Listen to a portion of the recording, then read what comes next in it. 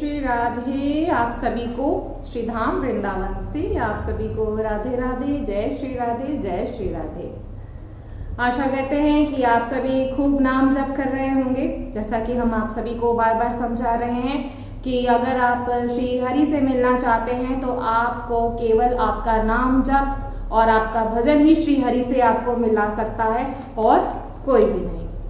और हमसे ये पूछा जाता है कि हमारे जैसे पूछा गया है कि जो ये सत्संग का प्रभाव है, हम आप कि हमारे द्वारा से बार बार कहा जाता है कि ये तो हमारा कहना नहीं है, ये हर किसी जितने भी महापुरुष है, जितने भी संत है, वो सब यही कहते हैं कि जीवन का अगर उद्धार करना चाहते हैं, अगर श्री जी से अपने प्रेम को बढ़ाना चाहते हैं, अगर आप श्री हरि शरणम होना चाहते हैं तो उसके लिए भजन के साथ साथ आपको, आप सभी को नाम जप करना बहुत ही ज़रूरी है।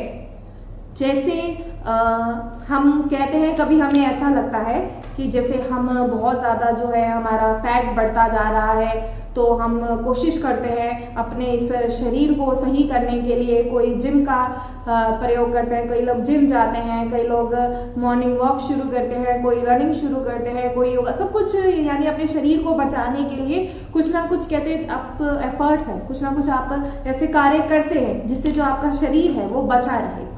और ऐसे ही कहते जो ये सत्संग है ये आपको भजन करने की शक्ति देता है। जब आप सत्संग सुनेंगे तो आपको जीवन का उद्देश्य पता चलेगा, अन्यथा नहीं तो जैसे मर्जी चाहे अपने जीवन को व्यतीत कर रहे हैं, हम वैसे कर सकते हैं। लेकिन सत्संग जो है, कहते सत्संग इसका बहुत बड़ा, कहते हमारे जीवन में बहुत सामर्थ्य देता है कि हम अपने भजन को और बढ़ा सके और श्री हरि के और श्री राधा रानी जी के करीब और जा सके। तो ये सत्संग का सामर्थ्य है। जो सुनेंगे वही समझ पाएंगे और जो नहीं सुनेंगे वो कैसे समझ सकते हैं। इसलिए सत्संग अपने जीवन में ज़रूर सुनिए। और सुनने के साथ साथ हम बार बार कहते हैं केवल सुनने से काम नहीं होगा, सुनने के साथ साथ आपको अपने मन में, अपने हृदय में सत्संग को उतारना भी है। और तभी आपको समझ में आएगा कि इस जीवन का लक्ष्य क्या है। सही बता रहे हैं। अगर अभी भी जो इनको पता लग गया है, जो सुनते हैं या जो समझ गए हैं, अब पीछे कदम मत हटाइएगा। अगर भजन करना शुरू कर दिया है तो यकीन मानिए, करना शुरू कर दिया है तो अब मत पीछे हटिए। आप पे कृपा हो चुकी है। हमने कहा था आप कुछ नहीं कर सकते, बस राधा राधा नाम जपिए, बस राधा राधा नाम जपिए। और जब आप इतना करना शुरू कर देते हैं ना तो आपको अपने आप मार्ग नजर आने लग जाता है।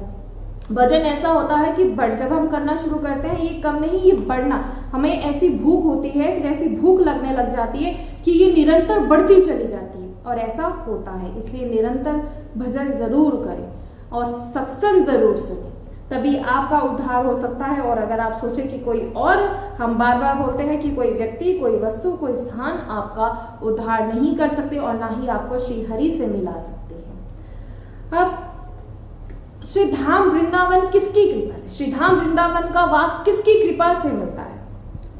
हम ऐसा क्या करें, बार बार हम ऐसा क्या करें, हम श्री धाम वृंदावन नहीं आ पाते हैं। मन करता है कि श्री धाम वृंदावन जाए, वहां दर्शन करें, तो किससे प्रार्थना करें, किससे कहें? ऐसा कौन मिल जाए कि जिससे कहें कि मैं उससे कह दूं और मुझे तुरंत श्री धाम वृंदावन बुला लें? तो ऐसा एक है, और वो कौन है? वो है श्री राधा रानी। अगर आप श्री राधा रानी जी को कहते उनसे कहते निवेदन करेंगे तो यकीन मानिए आपको ये धाम वास जरूर मिलेगा और आप धाम में जरूर आ पाएंगे। लेकिन अगर आप ये सोचेंगे कि हम अपने सामर्थ्य से आते हैं, हम बार बार धाम जाते हैं, कई लोगों के मुख से सुना जाता है कि हम तो कितनी बार चले जाते हैं। परिक्रमा की बात कभी सुनते हैं तो कहते हैं परिक्रमा हमने 4 बार परिक्रमा लगाई है, 4 बार। अरे परिक्रमा तो अगर आप रोजाना भी लगाए ना तब भी पूर्ति नहीं हो सकती, तब भी आप कहते गणना क्यों करते हैं? हम इतना सामने आज हम कह देते हैं हमने एक बार जो हमें जैसे महसूस हुआ कि हमने माला जप हम करने लगे, तो जब माला जप करी तो हमने सोचा आज तो इतनी माला जप हो गई, इनसे कह दिया कि इतनी माला जप आज हमने करी। तो फिर थोड़ी देर बाद ऐसा एहसास हुआ कि हम माला जप का हिसाब रख रहे हैं कि हाँ आज हमने इतनी माला जप करी, हम परिक्रमा इतनी बार हमने परिक्रमा लगाई, हम हर एक परिक्रमा का हिसाब रखते हैं। ये भोग आज हमने पाया उस चीज का भी हिसाब रखते हैं। इनके लिए ऐसी पोशाक लेकर आए, इतने की पोशाक लेकर आए, उसका भी हिसाब रखते हैं। तो क्या कभी ये अपना हिसाब मांगते हैं? अगर हिसाब मांगने लग जाए ना हम लोगों से, तो यकीन मानिए हम कभी पूर्ति नहीं कर सकते। हम उनका कभी भी हिसाब कहते हैं कि एक बोलते कि निपटा हम नहीं कभी कर ही नहीं सकते, कभी अदा ही नहीं कर सकते। और हम माला जप करने का भी हिसाब रखते हैं कि 11 हुई, 21 हुई, इतनी हुई और इतनी बार परिक्रमा करी। नहीं, कभी हिसाब मत रखिए। यहाँ जहाँ प्रेम की बात होती है ना, कहते जैसे एक प्रेमी होता है, वो अपनी प्रेमिका के लिए सोचता नहीं है, जैसा मर्जी खर्चा कर देता है। तो अगर आप इनके प्रेमी हैं तो इस चीज को ना, हिसाब किताब को दूर रखिए अपने आप से। ये हिसाब किताब जब दूर रखेंगे ना, तब जो प्रेम है वो बढ़ेगा। इसलिए मत हिसाब रखिए, मत कोई हिसाब ऐसा कीजिए कि आज मैंने इतनी माला जप करी, मैंने इतनी बार परिक्रमा लगाई, ऐसा कुछ भी नहीं होना चाहिए। अब प्रथम नाम, हम श्री वृंदावन शत शुरू करने जा रहे हैं। इसमें आपको श्री धाम वृंदावन की इतनी सुंदर सुंदर की महिमा, बहुत सुंदर महिमा। देखिए, श्री धाम वृंदावन की महिमा हम बार बार कहते हैं, कितने भी ग्रंथ क्यों ना हो, लेकिन आप श्री धाम वृंदावन की वो महिमा को नहीं बयान कर सकते। क्योंकि श्री धाम वृंदावन कहते निरंतर, कहते इनकी कोई भी ऐसा नहीं, कोई ऐसे नहीं कि इनकी जो महिमा है इनका गुणगान कर सके, कोई भी नहीं। चाहे हर कोई गुणगान यशो गायन करता रहे, लेकिन श्री धाम वृंदावन की महिमा का कोई गुणगान नहीं कर सकता। तो आज हम शुरू करते हैं। प्रथम नाम हरिवंश हित, रटी रसना दिन रैन, प्रीति रीति तब पाए अरु वृंदावन ऐन। चरण सरन हरिवंश की जब लगी आयो नाही, नवनी कुंजनी जो माधुरी क्यों प्रसे मन माही। वृंदावन सतकरण को किन्हो मन उत्साह, नवल राधिका कृपा बिनु कैसे होत निभा। ये आशा धरी चित्त में कहत जथा मति मोर, वृंदावन सुख रंग को काहू न पायो और। कहते हैं कि हे मेरी जिह्वे, सर्वप्रथम तू दिन रात रस स्वरूप श्री हित हरिवंश नाम का गुणगान कर, जिसके फल स्वरूप तुझे युगल प्रीति रीति एवं वृंदावन धाम का वास प्राप्त होगा। जिनकी इच्छा है कि जो श्री धाम वृंदावन का वास करे, तो यकीन मानिए आपको सबसे पहले श्री हित हरिवंश नाम का गुणगान करना पड़ेगा। कहते हैं ना, जय जय राधा वल्लभ श्री हरिवंश, जय जय श्री वृंदावन श्री वनचंद, जय जय राधा वल्लभ श्री हरिवंश, जय जय श्री वृंदावन श्री वनचंद। श्री हित ध्रुवदास जी कहते हैं कि जब तक उपासक श्री हित हरिवंश के चरणों में शरण नहीं आएगा, तब तक श्री वृंदावन के नित्य निकुंज की सहज माधुरी उसके मन को स्पर्श नहीं करेगी। जब तक धाम की महिमा नहीं सुनेंगे ना, तब तक धाम की महिमा को समझ नहीं पाएंगे कि धाम क्या है। अब तक धाम में आते हैं, लेकिन धाम की महिमा जब सुनकर आएंगे ना, तब धाम का आपको समझ में आएंगे कि धाम क्या है। कि धाम में आना तो समझ आएगा कि आपके ऐसे आंसू बहेंगे कि हाँ, आज जिस दिन धाम में आओगे फिर उस दिन आंसू बहेंगे कि आज मुझे धाम वास आया, मैं आज धाम में आया तो मेरी बहुत श्री राधा रानी जी की, ठाकुर जी की बहुत बड़ी कृपा हुई कि जो मैं धाम में आया। अभी तक नहीं समझ में आया क्योंकि महिमा नहीं सुनी। जब महिमा सुन जाएंगे तो सब समझ में आ जाएगा।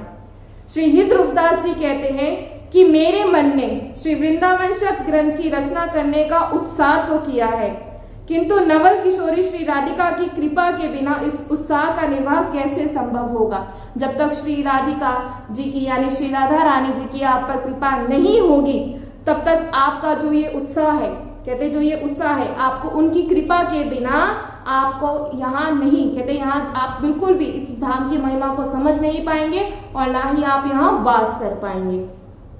अतः एवं मैं अपने चित्त में उनकी कृपा की आशा धारण करके वृंदावन का यथामनि वर्णन करने का प्रयास करूंगा। यहाँ जो श्री ध्रुवदास जी हैं वो कह रहे हैं कि मैं वृंदावन का जो भी वर्णन है, मैं कोशिश करूंगा। देखिए जो श्री ध्रुवदास जी थे वो कितने बड़े संत थे, लेकिन उन्होंने भी इस बात को बोला कि मैं कोशिश करूंगा, क्योंकि कोई नहीं, हम बार बार बोलते हैं कोई भी नहीं कि जो श्री धाम वृंदावन की महिमा को समझा पाए, इसलिए बार बार बोलते हैं। अभी भी समय है, समझ गए हो तो दौड़ो श्री धाम वृंदावन की ओर और श्री धाम वृंदावन की महिमा समझो। ये भौतिक, कहते ये तो इस जगत से परे है श्री धाम वृंदावन। श्री धाम वृंदावन, यकीन माने यहाँ का जो सूर्य का प्रकाश है ना, वो कोई और जैसे सूर्य होते हैं उनके प्रकाश के समान नहीं है। यहाँ की जो शीतलता है वो कहीं किसी के कोई ऐसा देश नहीं कि जिसके बराबरी जो धाम की कर सके, कोई नहीं कर सकता। क्योंकि वृंदावन का माधुर्य विलास अनंत है, जिसका आज तक किसी ने अंत नहीं पाया है, और यहाँ कुछ भी अंत नहीं है। यहाँ आप देखेंगे, चाहे अगर हम सिर्फ एक भक्ति की बात करते हैं, कहते जब भक्ति है, जब उसने अपने आप को हर जगह, वो प्रयागराज हर जगह वो घूम कर आए, वो हर जगह दर्शन कर आए, लेकिन उसने अपने आप को बहुत ही ज्यादा बूढ़ा महसूस किया। लेकिन जब वो श्री धाम वृंदावन आई, जब भक्ति श्री धाम, और वह नारायण जी से कह रही है कि जब से मैं श्री धाम वृंदावन आई हूँ तो मेरे को तो ऐसा लग रहा है कि मैं एक सुंदर सी युवती, मतलब जैसे बिल्कुल ही सुंदर और बिल्कुल ही एक किशोरी की तरह कह रही मैं एक हो चुकी हूँ। लेकिन वो कहाँ, क्यों संभव हो पाया? क्योंकि यहाँ जो भक्ति है ना, हर किसी में, कहते जो भक्ति का प्रभाव है वो बहुत है। और जो भक्ति है ना, वो ठाकुर जी को बहुत प्रिय है। और जहां अगर भक्ति कह दे, जिसके मन में भक्ति हो, और अगर वो कह दें कि आपको यहाँ आना है, तो वो किसी नीच का, किसी जात का, कोई पात का कोई मूल्य नहीं है, यहाँ कुछ भी नहीं है। इसलिए इस बात को छोड़ दीजिए। जब वो बहुत ही ज्यादा इस बात को सोचते हैं ना, ये जात, ये पात, इन चीजों में जो रहते हैं, यकीन मानिए कुछ भी नहीं है ये जात पात, मत इन चीजों को कीजिए। हम सिर्फ श्री जी से प्रेम करते हैं, बस हम इतना जानते हैं। हमें जरूरत ही क्या है किसी को कुछ कहने की। हम आज की स्थिति में जो समझना चाह रहे हैं उसको नहीं समझ रहे हैं, लेकिन लगे कहाँ है तर्क वितर्क करने, और ऐसे ही हम अपने समय को नष्ट करते रहते हैं। हर कोई अपने समय को नष्ट करना इस जीवन का मार्ग नहीं है। आप जो भी कहते हैं, आप जिस प्रकार अपना जीवन व्यतीत कर रहे हैं, अपने जीवन को व्यतीत कीजिए, कोई मना नहीं, जीवन को व्यतीत कीजिए, लेकिन भजन जरूर करें, क्योंकि भजन ही एक ऐसा है जो आपको प्रभु से मिला सकता है। अब आप कहते हैं हम इतना नहीं समझते, बिल्कुल नहीं समझते, और सोचते हैं कि जैसे मर्जी कार्य कर लें, अगर दान कर देंगे, पुण्य कर देंगे तो जो हमारे पाप है वो नष्ट हो जाएंगे। जो बहुत ज़्यादा जैसे कुछ अगर गलत कार्य हमसे हो जाते हैं तो हम सोचते हैं कि दान कर देंगे तो जो हमारे ये गलत कार्य हैं, और चाहे जो गलत कार्य नहीं भी करते हैं और वो भी दान करने से ये सोचते हैं कि दान करने से जो हमें पुण्य मिलेगा। तो कहते हैं जो राजा नर्ग था वो बहुत बड़ा दानी था। अगर आप लोगों ने राजा नर्ग के बारे में सुना हो तो वो सबसे बहुत बड़ा दानी था। उसने बड़े बड़े यज्ञ दान आदि किए थे, किंतु केवल एक त्रुटि के कारण उसे अंधकूप में गिरना पड़ा था। केवल एक गलती के कारण उसे क्या करना पड़ा? अंधकुएं में गिरना पड़ा। अतएव सामान्य धर्मों में उलझना, विधि प्रपंच में उलझना है। हमें कभी भी, हम ये जो उलझते रहते हैं ना, जो हम ये तर्क वितर्क करते रहते हैं, इसमें आपको उलझना नहीं चाहिए, क्योंकि ये ना तो मुक्ति का मार्ग है और ना ही भक्ति का। क्योंकि जब हम इस मार्ग पर चलते हैं, जब हम सोचते हैं कि हम इन प्रपंचों में फंसे, तो कहते हैं ना तो ये आपकी मुक्ति का मार्ग है और ना ही आपकी भक्ति का मार्ग है, ये किसी का भी मार्ग नहीं है। कोई व्यक्ति वेदों को रटते हुए कोटि कोटि धर्मों का विधि पूर्वक अनुष्ठान आचरण क्यों ना करता रहे। जो बहुत सोचते हैं, कुछ ऐसे हमारे पास कई बार ऐसे प्रश्न भी आते हैं, जो लोग बार बार पूछते हैं कि हमें तो पूजा ही नहीं करना आता, हमें ठाकुर जी की कैसे सेवा होती है, हमें वही नहीं करने आती। तो बार बार बोल रहे हैं कि अगर आप कितने भी यज्ञ करा लीजिए, कितने भी तप कर लीजिए, कितने भी अनुष्ठान कर लीजिए, लेकिन अगर उसमें श्री कृष्ण के नाम के उच्चारण के बिना उसका सब कुछ किया कराया व्यर्थ ही हो जाएगा। यकीन मानिए कि अगर आप सिर्फ श्री कृष्ण कहते हैं ना, आप सिर्फ श्री राधा रानी जी, सिर्फ श्री राधा राधा क्या भी जप करते हैं ना, आपको कोई पूजा पाठ करने की जरूरत नहीं है। आप सोचे मुझे अनुष्ठान करना है या हमें यज्ञ कराना है, यकीन मानिए किसी भी चीज की आवश्यकता नहीं है। और इन सबको करने के, और आप करते रहे, लेकिन मन कहते मन उन्हीं प्रपंचों में फंसा हुआ है, तो उस यज्ञ का भी कोई फायदा नहीं है। इसलिए बार बार बोल रहे हैं कि श्री हरि का नाम उच्चारण कर लीजिए, श्री राधा रानी जी का नाम उच्चारण कर लीजिए, इन्हें बार बार इन्हें पुकारिए। जैसे हम कभी रास्ते में जा रहे होते हैं, कोई हमें बार बार बुलाता रहे, एक बार बुलाएगा हम सोचेंगे कि हम उसको ध्यान ना दें, कोई हमें दूसरी बार आवाज लगाएगा हम तब भी सोचेंगे कि हम उसको ध्यान ना दें, लेकिन तीसरी बार तो हम मजबूर हो जाते हैं पीछे पलटने के लिए कि हाँ कोई हमें बुला रहा है। ऐसे ही प्रभु हैं, एक बार नहीं सुनेंगे, 1000 बार पुकारिए। दिन में कितनी बार कहते हैं हम सोचते कि समय नहीं होता, क्यों नहीं होता समय? चलते फिरते लीजिए, जरूरी माला लेके बैठे ना, चलते फिरते बोलिए श्री राधा श्री राधा श्री राधा करते रहिए, श्री कृष्ण श्री कृष्ण श्री कृष्ण, श्री राधा वल्लभ श्री हरिवंश, श्री राधा वल्लभ श्री हरिवंश, बस करते रहिए। और फिर देखिए कैसे नहीं सुनते, सब सुनते हैं, इसीलिए बार बार बोला जाता है। अनुष्ठानों के चक्कर में रहना चाहते हैं कि मैं अनुष्ठान करूंगा, मैं जब करूंगा, मैं तब करूंगा तो मुझे प्रभु की प्राप्ति हो जाएगी, लेकिन मैं फिर पड़पंचों में फंसा हूं तो उस यज्ञ, उस तप और उस अनुष्ठान का कोई भी फायदा नहीं है। चाहे कितने भी दान कर लीजिए, राजा नर्क जैसे आप दान नहीं कर सकते, चाहे कितने भी दान कर लीजिए, यकीन मानिए आप सोचो कि दान करने से प्रभु खुश हो जाते हैं, नहीं, प्रभु खुश होते हैं एक आपकी गौ सेवा और एक संत सेवा। और कई ऐसा सुना जाता है कि जो संत है कैसे पहचाना जाए कि संत कौन अच्छे हैं कौन से नहीं, तो बस अब आप ये पहचानने की बात ही तो गलत करते हैं। आपने चाहे कोई संत का भेष बनाकर बैठा है आपके सामने, आपने अगर उसकी सेवा कर दी, अब उसके मन में क्या है वो प्रभु तो सब जानते हैं ना, आपको अपना कर्तव्य पूरा करना है और इतना कुछ भी नहीं कर सकते तो प्रभु बार बार बोलते हैं कि मुझे आपकी किसी चीज की आवश्यकता नहीं है, मुझे आपकी दान की आवश्यकता नहीं है। कौन कहता है कि प्रभु दान करने से खुश हो जाते हैं? क्या उनको किस चीज की कमी है? आप बताइए, किस चीज की, प्रभु को किसी चीज की कमी है? कहाँ? उनके पास सब कुछ सृष्टि उनकी है, तो उनको किस चीज की कमी होगी ना? वो आपके दान के भूखे नहीं, वो आपके 56 भोग के नहीं। आप तो कहते हैं श्रद्धा भाव से अगर एक आंसू भी उनको अर्पित कर देंगे वो भी बड़े प्रेम से ले लेते हैं। लेकिन सबसे पहले इन पड़पंचों से हटें जो इस पड़पंच में फंसे रहते हैं, किसी की निंदा करना, किसी का दिल दुखाना, बुरे कर्म करना। बुरा कर्म केवल ये नहीं होता कि जो हत्या है या आपने किसी की हत्या करना, चोरी करना, ये बुरे कर्म होते, लेकिन एक बुरा कर्म ये भी होता है कि किसी का दिल दुखाना। अगर आप किसी का दिल भी दुखा देते हैं तो यकीन मानिए वो भी सबसे बड़ा बुरा कर्म होता है। हम दान हम सब कर सकते हैं, और वो दान क्या है? और हर कोई कर सकता है उस दान को, और वो दान है अपनी मुस्कुराहट। हर समय कहते हैं, हर समय हमें मुस्कुराते रहना चाहिए। क्यों? हम देखिए जीवन में आप सोचिए कि जो भजन करते हैं, अगर हम भजन करते हैं तो कठिनाइयाँ, सबके जीवन में कठिनाइयाँ आती हैं, लेकिन आज तक आपने हमारे चेहरे पर कभी उदासी या कभी कुछ नहीं, अगर हमारी आंखों में से आंसू आते भी हैं ना तो बस इनके लिए आते हैं, और हम कभी इन पड़पंचों के लिए हम कभी नहीं रोते। हमारे हम आपको बता रहे हैं कि जब ये आंसू इनके लिए आते हैं ना, तो यकीन मानिए ये समझते हैं कि जो मुझसे प्रेम कर रहे हैं तो ये सच्चा प्रेम है, ये मुझसे सच्ची में प्रेम करता है। छल से प्रेम मत कीजिए, प्रभु सब जानते हैं। आज हम अगर आपको छल से कुछ समझाएं तो यकीन मानिए इनसे कुछ नहीं छुपा है, ये सब जानते हैं, ये सर्वज्ञानी है, ये सब जानते हैं। और आपको बार बार कहते कैसे समझाएं? यकीन मानिए कोई दान मत कीजिए, बस हर किसी को अपनी मुस्कुराहट, अगर आपकी वजह से कोई खुश हो जाता है तो वो सबसे बड़ा दान होता है। एक आपकी सिर्फ मुस्कुराहट, वो सबसे बड़ा दान है। और आप राधा नाम जप कर रहे हैं, अगर आपके कोई नहीं समझ पा रहा है तो आपको किसी को भी समझाने की जरूरत नहीं है, क्योंकि हमें नाम जप करना है बस। और जहां आप समझाने जाएंगे, यकीन मानिए जैसा हमने समझाया था कि आपका भी भजन खराब होगा।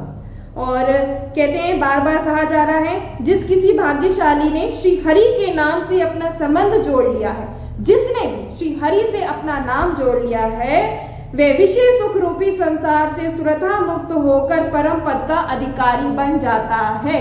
यकीन मानिए जो अपना नाम जोड़ लेता है श्री हरि से, उसको किसी भी कोई भी सुख जो होता है संसार का भाता नहीं, और वो उस सब से मुक्त हो जाता है। अतः निश्चय है कि सामान्य धर्माचरणों से मिलने वाले संसार और उसके विषय सुख केवल जीव की तृष्णा मात्र है एवं दुखालय है। और यकीन मानिए जो ये सुख हमें लगता है ना कि इस सुख से हम बहुत ज्यादा प्रसन्न हो जाएंगे, तो जो ये सुख होते हैं केवल कुछ हमारे जीवन में अगर कुछ ऐसा सुख भी आता है वो केवल थोड़ी देर का ही होता है, उसके बाद तो दुख ही दुख है, ये दुखालय है। जो कहते हैं ये जीवन है ना दुखालय है। किसी एक से भी हम सोचते हैं, जो पैसे वाला होता है वो सोचता है कि कैसे खुश रहना सीखे, वो सोचता है मुझे शांति कैसे मिले। और जो गरीब होता है वो ये सोचता है कि पैसे वाले बहुत खुश रहते हैं। लेकिन कोई ये नहीं जानता कि सुखी कोई नहीं है कोई सुखी नहीं है, सच्ची बता रहे हैं। और सुख कहाँ मिलता है, बार बार बोल रहे हैं, भजन में बहुत सुख मिलता है। करा नहीं है, आपको समझ में नहीं आ रहा है, और जिस दिन करेंगे तो यकीन मानिए आप सबको समझ में आ जाएगा। इसलिए बार बार कहते हैं सबसे नाता तोड़ने का मतलब, अब हम आप सोचो कि नाता तोड़ने के लिए तो ये कह रहे हैं कि सब कुछ छोड़ दें। नहीं, ऐसा नहीं कहा जाता, ऐसा बिल्कुल नहीं कहा जाता कि आप सब कुछ छोड़ दें, ऐसा नहीं कहा जाता। नाता छोड़ने का मतलब प्रभु से आपका जो भी मन कहते, अगर आपको कुछ कहना भी, हम तो कहते हैं आपसे कुछ कहना भी है ना तो इनसे कहिए, इनके पास बैठ जाइए, इनसे कहिए।